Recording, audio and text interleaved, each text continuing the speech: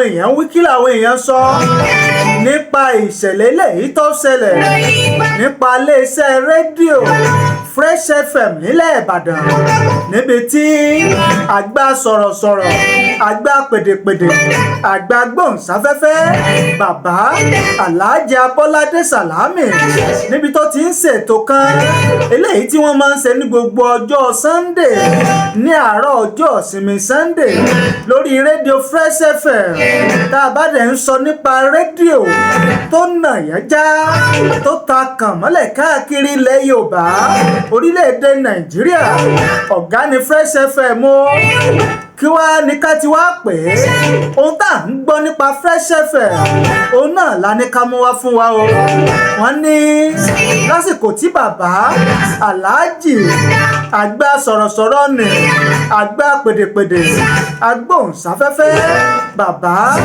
Abọ́ládé Sàlámì lásìkò tí wọ́n ń ṣe ètò kan lọ́wọ́ ní àárọ̀ ọjọ́ Sunday tí wọ́n ń ṣe ìfọ̀rọ̀wérọ̀ pẹ̀lú àgbà olóṣèlú tó Diran Odeyemi tó tún jẹ́ èèkàn ní ẹgbẹ́ òṣèlú PDP lórílẹ̀‐èdè Nàìjíríà ìgbà tí bàbá Abọ́ládé Sàlámì tí wọ́n ń ṣe ìfọ̀rọ̀wérọ̀ pẹ̀lú Diran Odeyemi ní iléeṣẹ́ rédíò Fresh FM iná bá lọ páfẹ́ àwọn èèyàn gbọ́ nǹkan kan mọ́ àwọn èèyàn ò rí nǹkan kan mọ́ ìṣẹ̀lẹ̀ yìí láwọn èèyàn ti wá ń rí gẹ́gẹ́ bí eléyìí tó kù díẹ̀ káàtó wọ́n ń wò wípé kí ló dé kí ló lè ṣẹlẹ̀ tí irú nǹkan bẹ́ẹ̀ ó fi wá ṣẹlẹ̀ tí àgbà sọ̀rọ̀sọ̀rọ̀ àgbà pèdèpèdè ó fi wá máa ṣètò tí ó máa ṣe ìfọ̀rọ̀wérọ̀ pẹ̀lú àgbà olóṣèlú tó náà tún jẹ́ oníròyìn Diran Odeyemi tí nọ́ọ̀sì àdédé wá lọ nítòkù díẹ̀ káàtó ní o oríṣiríṣi ni àwọn èèyàn wí oríṣiríṣi ni àwọn èèyàn ń sọ akàntí ẹ̀ mo rí fídíò kan tẹ́nìkan sọ wípé ara táwọn ń wíre o ẹnìkan ní rédíò olóṣèlú oní rédíò Fresh FM wípé wọn fẹ́ gbọ́ ohun tó bá ti tako gómìnà Olúwaṣèyí Mákindé ni ẹ gbọ́ síbẹ̀ ni àbí bẹ́ẹ̀ kọ́ oríṣiríṣi ni àwọn èèyàn mo wá fẹ́ mú ọ̀rọ̀ tí àwọn èèyàn wí ọ̀rọ̀ tí àwọn èèyàn sọ mo fẹ́ mú díẹ̀ wá fún wa lẹ̀ àti ọ̀rọ̀ tí ẹni tí í ṣe olùdásílẹ̀ iléeṣẹ́ rédíò Fresh FM ilẹ̀ Ìbàdàn ìyẹn Dr. Yinka Ayefele ọ̀rọ̀ tó náà padà sọ nígbà tí ó ń ṣe ètò kan ní alẹ́ ọjọ́ Sunday yẹn náà ìyẹn ètò tó pè ní Tèmítọ́pẹ́ kí ló wí kí ló sọ. pé bóyá wọ́n ń ṣètò lọ kí ni pé kán pa bóyá màá ní kán paná torí kí ni kí n da èrò lẹ̀ torí àwọn olólùfẹ́ ìkànnì yìí tán ń gbọ́ wa tán ń gbádùn wa kí wọ́n á ní kán paná kéèyàn náà rò ó kó tún rò Ayéfẹ́lẹ́ ní kán paná òkè kí lẹni tí ó wá sọ̀rọ̀ gan sọ and tá a bá tún wá wò gan ètò tán ṣe láàárọ̀ yìí ṣe ètò tí wọ́n wà nù kùlùmbí tá a ti sọ̀rọ̀ yìí recorded ni èmi náà ń gbọ́ lọ nínú ilé ibi tí mo wà kódà mo kọ́kọ́ tún pe Alhaji báwo ni recording yẹn ṣe sound bẹ́ẹ̀ yẹn ó dájọ́ pé recording yẹn ò ṣe kíní kan Alhaji ní ó dá níwájú pé ó kàn rí bẹ́ẹ̀ ni pé ó dá níwájú mi ò pe ọ̀gá mo sọ fún wọn bẹ́ẹ̀ kò pẹ́ mo wá rí i pé ó lọ pa fè kí ló ṣẹlẹ̀ mo pe inú studio ẹni tí mo pe inú studio kò gbé kọ́ mo pè sàlẹ̀ ẹni tó wà ń sàlẹ̀ ó sáré lọ sẹ́nu ọ̀nà transmitter room ó ní òun ò rí ẹnjìnìá ń bẹ̀ ẹnjìnìá ti jáde sí àtúlẹ̀ lọ pé ẹnjìnìá Akin ti wà nù church aṣá bẹ̀rẹ̀ sí ní sáré kálukú sáré sálàsúgbà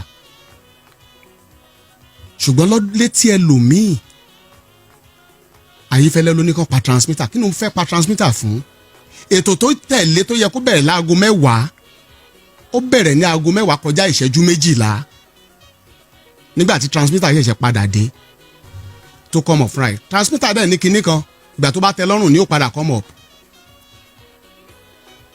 ńlẹ̀ yẹn ṣe máa ní extra ẹ̀ lẹ̀ ṣùgbọ́n àwọn tí ò yé ló pọ̀ jù kí lèèyàn wá ń gbé pamọ́ nínú ọ̀rọ̀ interview tí Alhaji Abọ́ládé ń ṣe láàárọ̀ kí ló burú nù nǹkan tí wọ́n sọ freedom of speech èèyàn ní ẹ̀tọ́ àti sọ̀rọ̀ ìfọ̀rọ̀wérọ̀ ni wọ́n lè sọ̀rọ̀ lọ́bi tó wù wọ́n. a ṣe tẹ́nì kankan tí gbogbo èèyàn là ń ṣe níbi tá a wà yìí. à ń ṣe tìjọba à ń ṣe taráàlú ibi tó bá kù sí ẹni bá gbé tó Báyọ̀ Fálékè àmọ́ pé Báyọ̀ lórí federal government ní Báyọ̀ analyse ibi tó kù sí ibi tán ti ṣe dáadáa. Abọ́ládé á sọ̀rọ̀ níbi tán ọ̀sẹ̀ bí ọ̀sẹ̀ mẹ́ta sẹ́yìn ló ń tì ń sọ̀rọ̀ nípa àkàrà kò jẹ́ àkàrà ipe ibi tí ọ̀tọ̀ ní nǹkan táwọn èèyàn táàmù ẹ̀ sí ọ̀tọ̀ àmì mi mọ nǹkan tí ẹlòmíì ìṣọwọ́rònú wa yàtọ̀ síra wa wọn bí wa nílé kan náà ìwà ọ̀tọ̀ọ̀tọ̀ ló wà nù wa. mo ṣe sọ pé kò dùn mí màá wá ṣe kinní kan láàárọ̀ mo mọ ibi tí kinní yẹn dé tèmi náà ò fi gbọ́mọ́ nù lé ọyá bá mi nà sókè. owó yẹ ká máa lu agbára nílò ìyá ó wà lára àtàn tó jẹ́. ẹjẹ́ á mú wá o ní táwọn èèyàn wí ní táwọn èèyàn ń sọ gẹ́gẹ́ bó ṣe tẹ̀ wá lọ́wọ́ àti bá a ṣe rí ìka láti mọ̀ pé tá a bá rí tá a bá gbọ́ òun náà ni àwa máa ń mú wá fún ọ láti jẹ́ pé káwa náà ò lè gbọ́ ká lè rí ká lè mọ̀ ọ̀kan nínú àwọn pèdèpèdè àti sọ̀rọ̀sọ̀rọ̀ lórí afẹ́fẹ́ ìyẹn Samuel Ìbíkúnlé arúgbó boy ntọ́ sọ rẹ̀ o gẹ́gẹ́ bó ṣe kọ́ sójú òpó Facebook tiẹ̀ gángan ẹ̀jẹ̀ mú wa o ó ní Fresh FM Nigeria has grown into one of the biggest radio networks in the country under the umbrella of Yinka Ayefele Incorporated, and I am proud to be part of this great institution that has stood the test of time. Across Nigeria, Fresh FM stations have become a standard that many existing and upcoming radio stations now admire and emulate. From world-class equipment to quality programming, and from seasoned broadcasters to experienced journalists and presenters who have spent years building their names and their crafts. Fresh FM remains home to some of the finest media professionals in the industry. It is a place where many accomplished individuals work together under one visionary leader. Over the years, Fresh FM Ibadan has earned a reputation as one of the places where news breaks first. People tune in because they trust the station for authentic news, balanced analysis, and exclusive interviews with important personalities at both the state and the federal levels. That is why it is disappointing to see some people turn a real technical glitch into a political narrative. In more than a decade of broadcasting,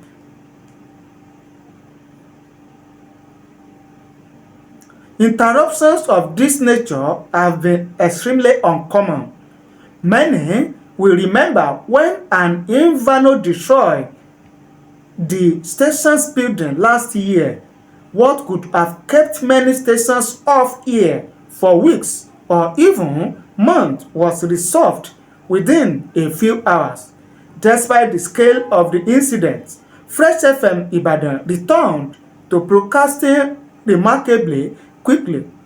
That resilience speaks volumes about the station's professionalism and technical capacity.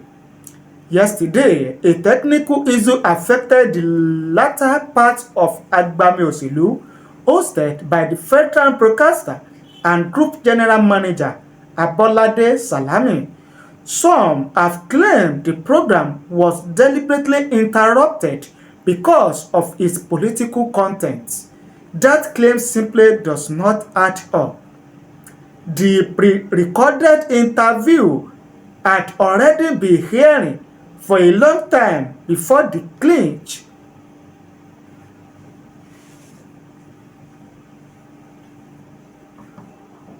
As someone who worked at Fresh FM, I believe it is important to set the record straight.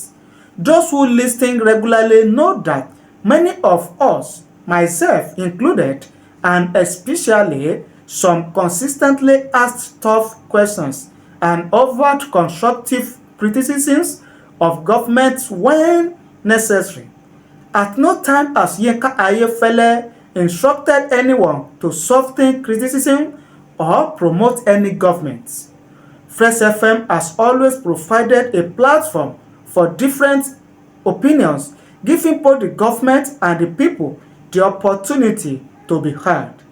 That commitment to fairness and balanced journalism is what has earned the station the trust of millions. It is also important to separate Yinka Ayefele personal friendship from the professional identity of Fresh FM. As a respected public figure, he has friends across political parties, governments, and different sectors of society at both the state and federal levels. Those personal relationships should never be mistaken for the editorial position of the station or the collective values of the hardworking professionals who serve there. Politicians only accuse and hate corruption when it does not favor them. That is why we must all be careful not to spread claims without evidence.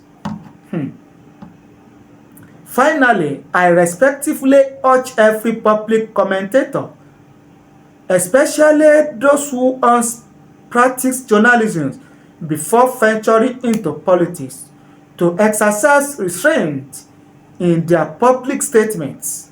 Journalism demands fairness, responsibility, and respect for facts.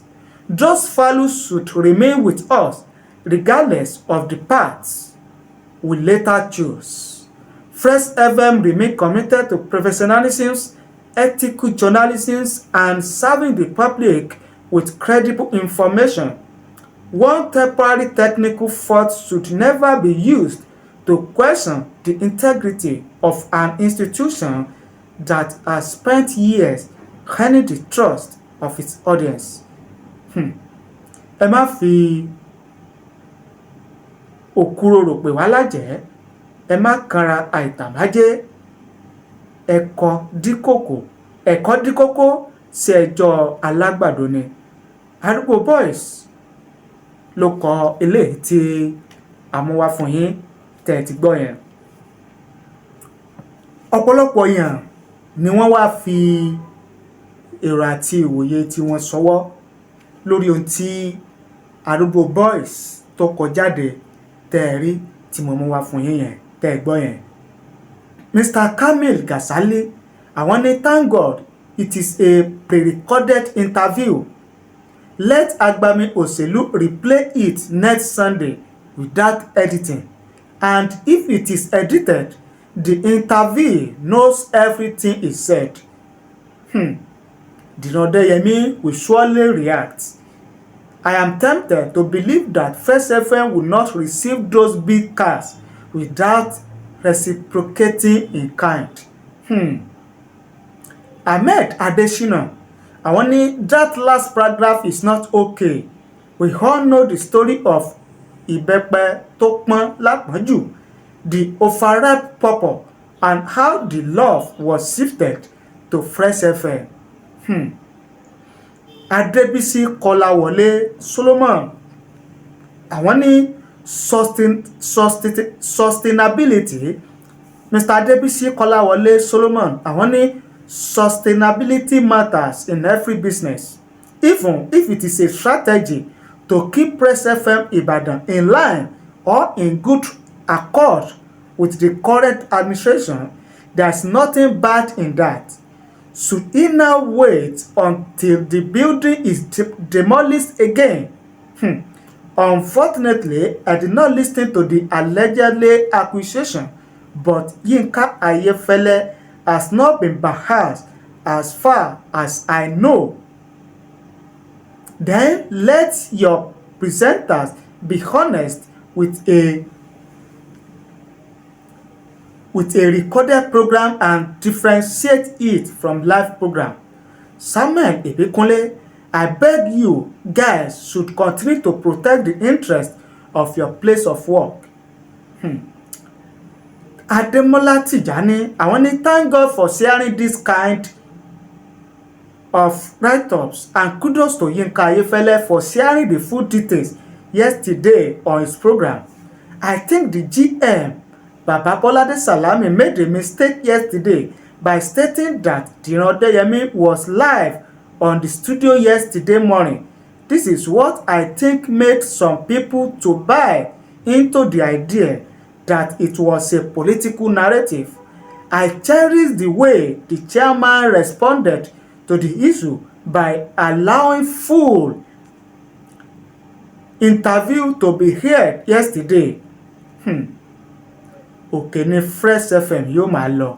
Okay, Azeez Teslim Akinola, àwọn ní you are a good material for any organization. You sabi work well. I salute you. Adigun Sodiq Olalere, àwọn ní why people always use emotional to judge or look into things in Nigeria. This precious life, anything can break down any moment without giving you notification. Those that using engine for work will understand this. Opeyemi Oloye Waheed, wọ́n ní maybe Dr. Yinka Ayefele did not want authority to revoke his license, or he defending the car that man gave him. My love to Fresh FM, especially Abolade Salami, is 100%. Oyetunji Sunday Austin, àwọn ní apart from the fact carefully spelled out, the dexterity and organization of your thoughts is worthy of commendation. You are a CEO material. Ayeni Olatunde, wọ́n ní honestly speaking, I love the way the workers do come to the head of the chairman. Kudos to you guys. Oríṣiríṣi gẹ́gẹ́ bí ọ̀rọ̀ àti ìwòye òun náà ni ẹ ti ń gbọ́ tí àwọn èèyàn ń mú wá, tí ẹ ti gbọ́ tá a mú wá fún yín yẹn. Ẹ bá ní pín, ẹ bá ní share rẹ̀ kí ó káàkiri àgbáláyé kó lọ fà. Ẹ̀yin tẹ́ ẹ bá ti subscribe, ẹ bá ní subscribe kí ó lè bá káàkiri àgbáláyé. Ẹ má gbàgbé láti tan notification bell kẹ́ ẹ lè láǹfààní láti máa wò wá, láti máa gbọ́ wá lóòrèkóòrè tá a bá ti mú tuntun wá sétí gbọ̀yìn lórí ìkànnì yìí.